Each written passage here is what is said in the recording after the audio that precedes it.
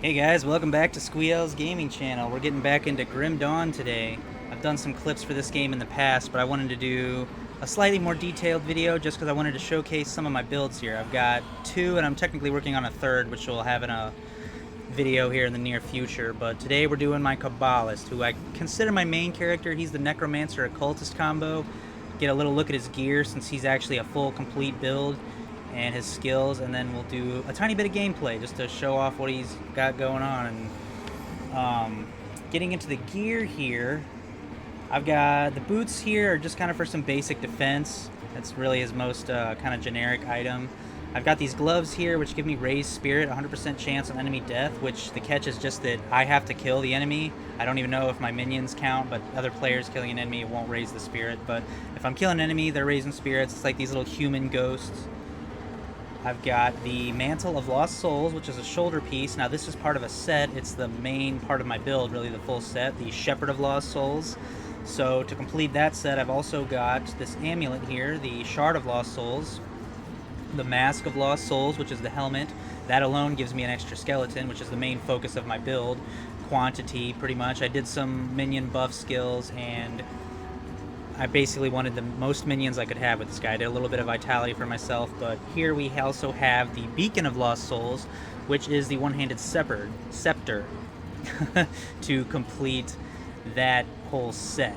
So moving on, I've got this ring here, which gives me basically a passive Hellhound. He's triggered when I get hit, 30% chance for that. And I've got another ring here, pretty useful, but this one's really just massive buffs to my skills. And then I've got Necrolord Shroud and the Rift Hound leg wraps, which are also really important to my build just for stats, but they don't have as flashy skills. I've got a relic here called the Dirge of Arcovia, which gives me pretty much my tanky minion, this big skeleton monstrosity guy. He's useful. He's even bigger than the Blight Fiend. I've got this medal here, which gives me another skeleton. And I've got this belt, which allows me to dual wield. This is the most exchangeable part of my build, I guess, but I needed this because in order to have these two weapons, I needed a dual wield with a character that doesn't normally dual wield. And I had a medal for that, but I found this surprisingly. So, I mean, even that gives me a passive Doom Bolt and an extra skeleton. I already used Doom Bolt as my primary attack skill. Pretty awesome. But I had to swap out my belt in order to still be able to dual wield. So that's pretty much the gear setup, more or less. Rough look at my skills. I've got Sigil here, which we'll go more into Sigil in a minute. I've got Doom Bolt, like I said, my primary attack skill. And I focused a bit on the minions here, primarily the Hellhound and the Raven's healing ability, since he's kind of my group medic. If we go over to the Necromancer, heavy focus on skeletons. The entire skeleton line is maxed out, with topping out at 15 skeletons there, as you guys can see, which I think is really cool. I'm kind of proud of that because every other guide that I pretty much went off of was topping out at about 14 skeletons. I made 15 work, and I've got a whole bunch of other minions on top of just the 15 skeletons. I pretty much have it so where anyone's attacking me, they're getting cursed because I have Spectral Wrath maxed here, which ties to the Spectral Binding defensive curse. And I maxed out Reap Spirit, probably my favorite minion, and I've got it to where I can actually have two of him. Turns out if you get your skill level to 17, one over his max, he just automatically gets another Reap Spirit. Pretty cool. Not going to focus as much on this, but we're just going to look at the devotion tree a little bit here. Not focusing on all the actual skill buffs and everything, the numbers, just the skills. I've got Bisselmael's Command. I think that's how you say that. 68% chance on attack. That's another Hellhound. It's a passive one. He's tied to Reap Spirit. So since Reap Spirit has to constantly be summoned, every time I cast it, it's got a chance to come with one of my Hellhounds. I have him, the one from that ring I got, and then I have two full-time Hellhounds. I've got Giant's Blood here, which is a vitality little move, just for me, basically. Here's Meteor Shower, 34% chance on attack, which that's tied to Sigil, so I kind of create kill zones with the Sigils when I see battles play out and enemies are hardcore in war pretty much with my group of minions. I'll start throwing down Sigils, triggering Meteor Showers and doing a lot of area damage. And the only catch is it only triggers to one Sigil at a time, so the first Sigil, even though I can cast multiple Sigils, once there's a Meteor Shower happening in one, the others will not have a chance until there's no Meteor Shower at all again. I've got the Black Blood of Yagul, 30% chance when hit. This is like a little black puddle on the ground that doesn't really die. It just kind of roams around and does a little bit of damage before disappearing. He's my hardest minion to notice, so you may not see him, but just know he's there. There's a couple of them that'll be just floating around on the ground doing some damage.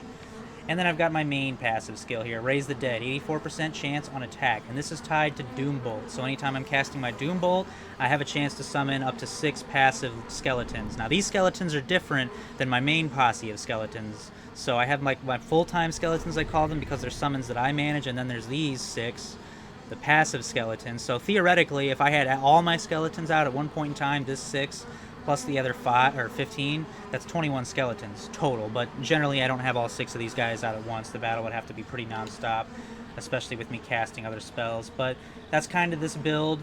I'm going to start with some gameplay. I'm going to try to play it a little slow here, just because I want you guys to see some of the passive minions before they just get overwhelmed by my large numbers when I have all my minions out. I need to try and kill a couple people here, so I can get some of the spirits. Yeah, triggered a meteor shower right there. Some reef spirits. Yeah, you can see some passive skeletons, my passive hellhound. That's kind of it. The green hellhound hasn't shown up really. There he is. He gets triggered from the reef spirits. So that's pretty much it. These are the passive guys.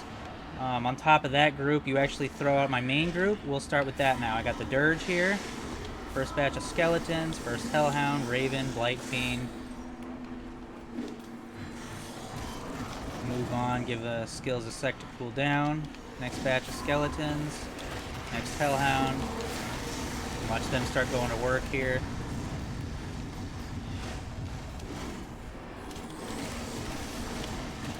Keep summoning skeletons as I progress, letting the passive summons kind of keep doing their thing as well. And there we go, more skeletons. Some more passive skeletons going there, some spirits. And that's it.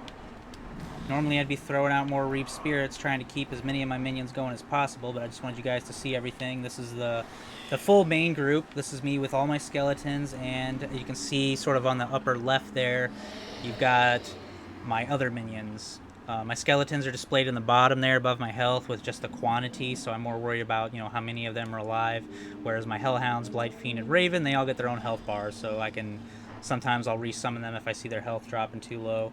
But you got this whole group on top of the passive group that we saw in the beginning, so this guy's ridiculous. He's a decent build, but I was more just trying to do what I really wanted to in the game with this guy. This was just for fun.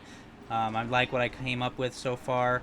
My next video, we're probably going to get into my Dervish, so if you like this video, make sure to go ahead and like it, subscribe to the channel so you can be here for the next one, and we'll just go ahead and call it on this one. That's pretty much my build.